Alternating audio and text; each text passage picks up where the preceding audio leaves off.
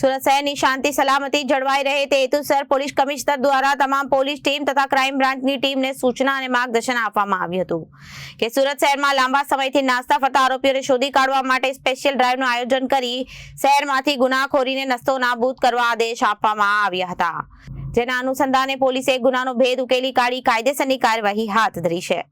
આગામી આવનાર પવિત્ર શ્રાવણ માસના તહેવારોના નિમિત્તે સુરત શહેરમાં શાંતિથી ઉજવાય અને કાયદો અને વ્યવસ્થા બની રહે તે માટે સુરત શહેર ક્રાઇમ બ્રાન્ચને સૂચના અને માર્ગદર્શન આપવામાં આવ્યું હતું।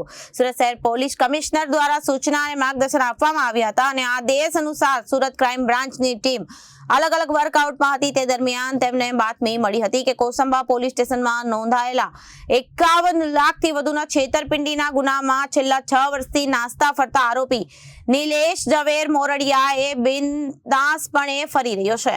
પોલીસે આરોપીને ઝડપી પાડી કાયદેસરની કાર્યવાહી હાથ ધરી છે અને વધુ તપાસ માટે પોલીસે સુરત રૂરલ કોસંબા પોલીસ સ્ટેશનમાં આરોપીનો કબજો સોંપી કાયદેસરની કાર્યવાહી હાથ ધરાઈ છે।